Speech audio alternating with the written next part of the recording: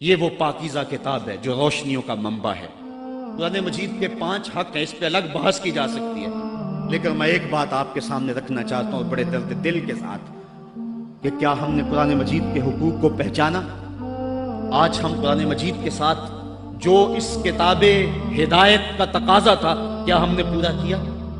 یہ بات درست ہے کہ گھر میں قرآن ہوگا تو برکتیں اتریں گی، اس بات کا بھی کوئی انکار نہیں کرتا۔ مکان بنایا، فیکٹری بنائی ہے، دکان بنائی ہے تو بچوں کو بلا کے قرآن مجید کی تلاوت کروا لیں، برکت ہوگی۔ میں اس کا انکار بھی نہیں کرتا کہ مرنے والے کی روح کو اصالِ ثواب کریں گے تو اس کی قبر میں نور اترے گا۔ یہ بات بھی درست ہے کہ قرآن کے نور کے مقابلے میں کوئی ناری مخلوق نہیں ٹھہر سکتی، اس کے الفاظ کا دم کریں تو شفا نصیب ہوگی۔ لیکن مجھے بتاؤ، کیا قرآن مجید کے نزول کا مقصد یہ تھا؟ آپ کے شہر اقبال میں ہو، آؤ اقبال سے پوچھ لیتے ہیں، بڑی خوبصورت بات کریے آپ۔ بابندے صوفی و ملا اسیری، حیات از حکمت قرآن گیری، بآیاتش ترا کار جزی نیست، کیا از یاسین آساں بمیری۔ وہ کہتا ہے تو جاہل صوفی اور کاہل ملا کے ایسے پھندے میں پھنسا کہ تو نے قرآن سے زندگی تلاش نہیں کی۔ قرآن کی آیتوں سے تجھے صرف اتنا ہی کام رہ گیا کہ جب تیرے بوڑھے کی روح اٹک گئی تو سورہ یاسین لے کے بیٹھ گیا تاکہ اس کی روح آسانی سے نکلے۔ اقبال کہتے ہیں اس میں کوئی شک نہیں ہے کہ اس کی روح آسانی سے نکل جائے گی، لیکن مجھے تو افسوس تیرے پہ یہ ہے کہ تو نے قرآن سے بھی مرنا ہی سیکھا۔ جس قرآن سے تو نے مرنا سیکھا، کاش اس قرآن سے تو نے جینا بھی سیکھ لیا ہوتا۔ اس کا ایک ایک حرف زندگی بخش ہے، اس کا ایک ایک لفظ نور بانٹتا ہے، حیات آفری ہیں اس کی آیتیں، اور یہ کتاب برکت ہی نہیں، کتاب ہدایت بھی ہے، یہ کتاب رحمت لوگوں کو زندگیاں دیتی ہے، حیات بخش ہے یہ کتاب۔ اس سے وابستگی اختیار کرنے والا زندگی کا حسن پا جاتا ہے۔ لیکن تو نے اس قرآن سے بھی مرنا ہی سیکھا، اور تو نے اس کو بس اسی مقصد کے لیے قرآن کو پڑھا۔ کاش اس قرآن سے تو نے جینا بھی سیکھ لیا ہوتا اور زندگی کا حسن اس سے کشید کر لیا ہوتا۔ وَتَوَاصَوْا بِالْحَقِّ، حق سے مراد جو ہے وہ قرآن ہے۔ وَتَوَاصَوْا بِالصَّبْرِ، اور صبر سے مراد ایک تو دکھوں پہ صبر ہے، شدائد پہ صبر ہے۔ اور امام قرطبی اور امام رازی اور دیگر ائمہ تفسیر لکھتے ہیں اس سے مراد عبادت پر تسلسل یہ بھی مراد ہے، صبر سے مراد استقامت علی الدین بھی مراد ہے، اور صبر سے مراد جو ہے وہ مشکل حالات میں دین کے دامن کو تھامے رکھنا یہ بھی مراد ہے۔ آج میری اور آپ کی حالت یہ ہے کہ آج ایک فیشن کے طور پہ یہ بات کہی جاتی ہے جی دین پہ چلنا بڑا مشکل ہے۔ میں پوچھتا ہوں، دین پہ آج چلنا مشکل ہے یا جب بلال حبشی چلے تھے تو اس وقت چلنا مشکل تھا؟ آج تو ہم مسجد میں آئے تو قالین بچھے ہوئے تھے، گرم پانی دستیاب تھا، ہیٹر چل رہے تھے، اور ہم کہتے دین پہ چلنا بڑا مشکل ہے۔ ذرا ان سے پوچھو جن کی چمڑی بھی ادھیڑ کے رکھ دی گئی، جن کے جسموں کو لوہے کی ٹنگیوں سے چھید دیا گیا، لیکن انہوں نے نہیں کہا تھا کہ دین پہ چلنا مشکل ہے۔ حضرت بلال حبشی کو جو ہے وہ سنگریزوں پہ کھینچا جاتا ہے اور وہ کنکر ان کے جسم میں کھپ جاتے ہیں اور کھینچ کر کے پھر نکالا جاتا ہے، کبھی تپتے ہوئے کوئلوں پہ ان کو رکھا جاتا ہے۔ امیہ بن خلف چنگاڑتا ہے، بلال رک جاؤ، چمڑا ادھیڑ دیں گے، لیکن بلال مسکرا کے کہتا ہے تو تر شروع ہو کے گالی ہزار دے، یہ وہ نشہ ہی نہیں جسے ترشی اتار دے۔ اور بدنامی سے بڑھتا ہے محبت کا جنوں، نشہ اتنا ہی تیز ہوتا ہے جتنی ہوا لگتی ہے، تو جو کرنا ہے کر۔ بلکہ بلال حبشی کو تپتی ہوئی ریت پہ لٹایا اور سینے پہ رکھا پتھر، اور بلال مسکرا رہے، اور کوئی شخص پاس سے گزرا، کہا بلال مسکرا رہے ہو اور یہ تمہارے اوپر اتنا ظلم اور جبر کر رہے ہیں؟ تو بلال حبشی نے جو جواب دیا، کہا تم بازار میں جاتے ہو نا مٹی کا برتن خریدنے، تو اس کو بھی ٹھونک بجا کے دیکھتے ہو کہ اس کی آواز تو ٹھیک ہے، کہیں کچا تو نہیں ہے۔ کہا تم تو برتن بھی خریدتے ہو تو ٹھونک بجا کے دیکھتے ہو، میرا رب بلال کی خریداری کر رہا ہے، وہ ٹھونک بجا کے دیکھ رہا ہے کہ کہیں بلال کچا تو نہیں ہے۔ میں کہتا ہوں مالک خرید لے بلال کو، خرید لے بلال کو، یہ کچا نہیں ہے، تیری راہ میں جان بھی مارنی پڑی تو قربان کر دے گا۔ آج شور ہم نے ڈالا ہوا ہے، بڑا مشکل ہے دین کے اوپر چلنا۔ ذرا اس کی کہانی بھی پڑھو، ذرا اس کی زندگی بھی دیکھو کہ جس کی دونوں ٹانگوں کو دونوں اونٹوں کے ساتھ باندھ دیا گیا اور کہا پھر جا اپنے نظریے سے، ورنہ ابھی جب اونٹوں کو ہانکیں گے تیرا جسم چر جائے گا اور 2 حصوں میں تقسیم ہو جائے گا۔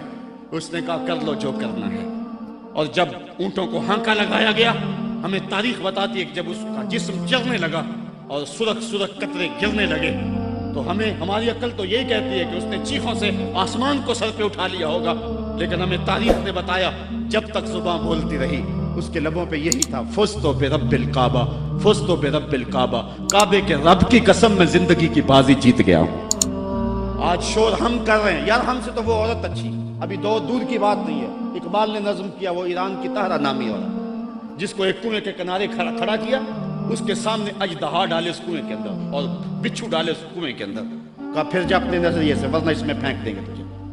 اس نے کہا مجھے ایک رات کی مہلت دے دو، کہا جا دی، رات گزر گئی، پھر وہاں لے جایا گیا، کنویں کے کنارے کھڑا کیا گیا، وہ کنواں جس میں اس کے سامنے بڑے بڑے سانپ اور اژدہا ڈالے تھے، کہا پھر جا اپنے نظریے سے ورنہ تجھے دھکا دے دیں گے اور یہ سانپ تیری بوٹیاں نوچ لیں گے۔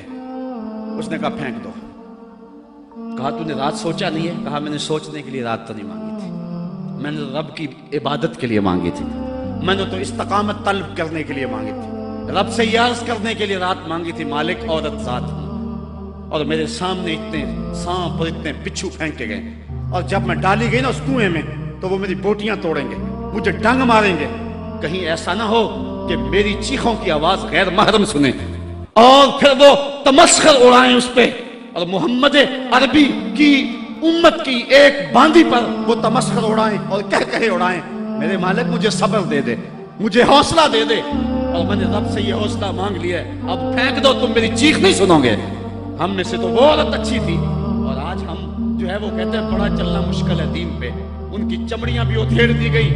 حضرت خباب بن ارد کے ساتھ کیا نہ ہوا، حضرت سمیہ کے ساتھ کیا نہ ہوا، حضرت زنیرہ کے ساتھ کیا نہ ہوا، بڑے تاریخ عظیمتوں پہ مشتمل تمہاری تاریخ ہے، اور آج ہم کس جگہ پہ کھڑے ہیں، اور آج ہم دین کے لیے تھوڑی سی تکلیف بھی برداشت نہیں کرتے، بلکہ ہماری بے غیرتی کا حال تو یہ ہے کہ بیرون ملک جانے کے لیے لوگ اپنے آپ کو مرزائی نہیں لکھ رہے، مرزائی ختم نبوت کا باغی ہے، مرزائی گستاخ رسول ہے، ایک منٹ کے سینکڑویں سیکنڈ کے مطابق بھی جو ہے وہ اپنے آپ کو گستاخ رسول کو کہلوانا کیسے مومن گوارا کر سکتا ہے۔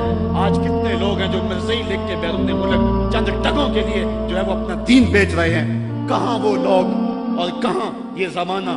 وتواصوا بالصبر، دکھ آئے گھر میں چولہا نہ چلے کوئی بات نہیں ہے، ہمارے نبی کی یہ سنت بھی ہے، ایک مہینہ گھر میں کبھی چولہا حضور کے نہیں جلا کرتا تھا۔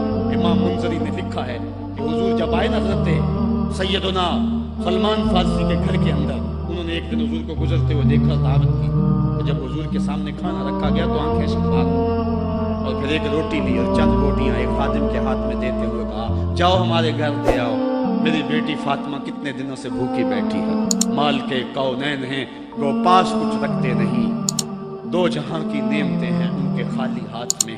صاحبو میرا لہجہ تھوڑا سا آج بے ترتیب ہو گیا ہے، لیکن آج میں اور آپ دیکھیں کہ ہم کس جگہ پہ کھڑے ہیں۔ وتواصوا بالصبر، حق اور صبر کی وصیت، اس کو کبھی بھی نہ چھوڑیں۔ حضرت عمر فاروق رضی اللہ تعالیٰ عنہ کی جب سانس ٹوٹ رہی تھی، ایک انصاری آپ کا حال پوچھنے آیا، اس کی شلوار ٹخنوں سے نیچے لٹک رہی تھی، اس نے کہا حضرت آپ کا کیا حال ہے؟ کہا اللہ کا شکر ہے میرا حال تو ٹھیک ہے، جوان تیرا حال ٹھیک نہیں ہے۔ اس نے کہا حضرت کیا ہوا؟ کہا یہ شلوار اوپر کر لے، یہ تہبند اوپر کر لے، ایک تو تیرے کپڑے ناپاک ہونے سے بچ جائیں گے، دوسرا تیرا رب بھی راضی ہو جائے گا۔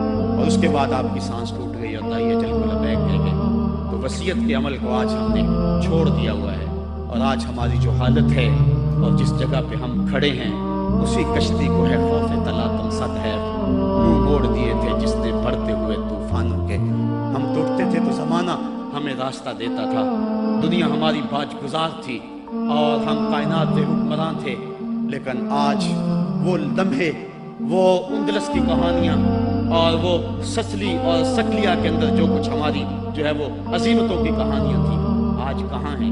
آج کابل میں، گندھار میں، قلعہ جنگی میں، دشت لیلہ میں، تورا بورا میں، تقریب میں، موصل میں، بغداد میں، القدس میں، کشمیر میں، دریائے آمو کے دونوں کناروں پر اور ڈل جھیل کے اندر تیرتی ہوئی لاشیں آج کیا کہانی بتا رہی ہیں، اور ہم کس جگہ پہ کھڑے ہیں۔